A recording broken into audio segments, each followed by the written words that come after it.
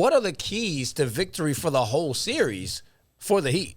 For the Heat, man, so they definitely, when I looked at game one, a lot of people were telling me, like, oh, you got to judge what's in front of you, Adam. You can't wipe away the history books and say that injuries don't happen. But I don't really think that we can take everything from game one, considering the defensive player of the year wasn't on the floor and Marcus Smart. And I think the Heat kind of have to hope that he'll miss some more time because, let's not act like, and let's not be naive, the fact that, let's not act like Jimmy Butler would have came out here and had this record-setting perforance. He very well still could have dropped 30 or 35, but I don't think he's taken over into the point of the game because we know Marcus Smart would have had a lot of eyes on him. And we talk about what Marcus Smart has done for the Celtics overall, how he's really been bought in on, really developed even with the rookie head coach and everything. And let's not also forget that Marcus Smart held that same Jimmy Butler in those bubble finals fees to 23% from the floor.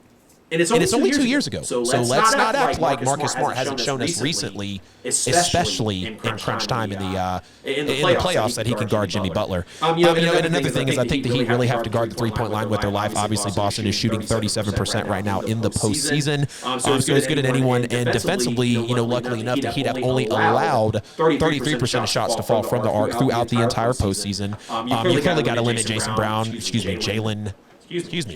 Tatum, and Jaylen Brown. I think they are the most consistent duo in the league right now, and I obviously know there's your Stephen Clays of the world and all these other guys out there, but if we're talking about consistency night in and night out, they're averaging 51 points a game in the postseason, so there's no doubt that these guys are putting up points. And you got to keep finding big guys to step up. I mean, Gabe Vincent last night, I want to say, I think I heard the Heat started an undrafted backcourt last night, and Max Strus and Gabe Vincent. Vincent fills in real nicely for Lowry, 17 points. And you got to look at Tyler Hero also really coming into himself, or at least trying to, with the fact that he's trying to become a part of that offense and really be that 15 to 18 point a night guy, because he's showing us that. So I think they got to hope that Marcus Smart stays off the floor. You got to limit the duo of Brown and Tatum, and just really keep finding guys to step up big in this series for Miami. They got Spo on their side, so whatever they buy in on, they're going to go far. There's no doubt about that.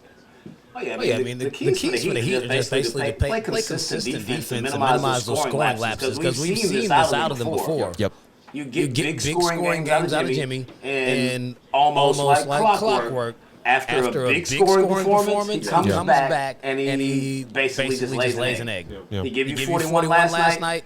I wouldn't be surprised if he comes back on Thursday and he drops like 22 points or maybe like 18. Because he does that. He never follows it up with another big game. And they're almost like mirror images of each other. The Heat and the Celtics play the same game. Right. They play tough, scrappy defense, Yep.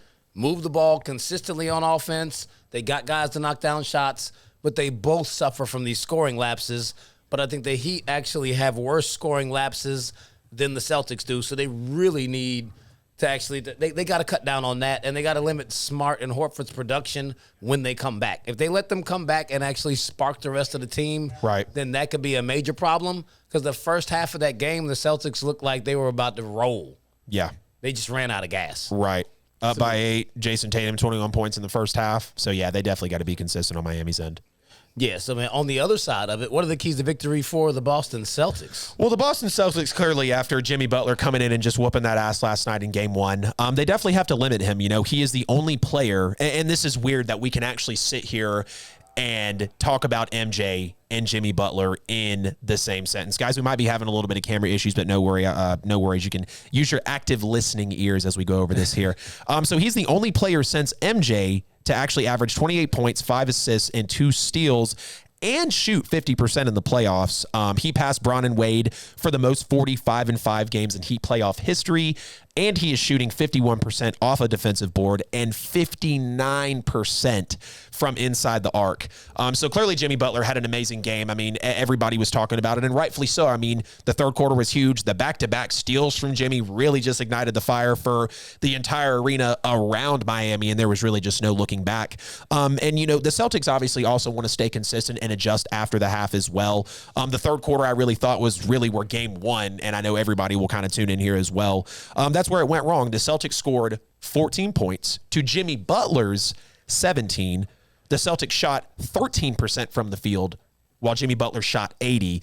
And they led up a 22-2 run walking into that half. So essentially, you're giving up 20 unanswered when you're coming out of the half. And they just never looked back. Jason Tatum scores 8 points in the entire second half, and that's because Boston, with a rookie coach, let's not forget, Ime Udoka is absolutely great, but he is a rookie head coach at this point.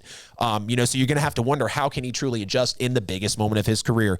And then just play confidently in their process. I still think Boston is the best team in the NBA. I'm not going to worry about them. Now, of course, if Smart and Horford stay out, then I'll quickly move off of that, because I'm not going to act like two of the biggest players within this team are going to be able to go and take them that far with a rookie head coach and still kind of a young core in general.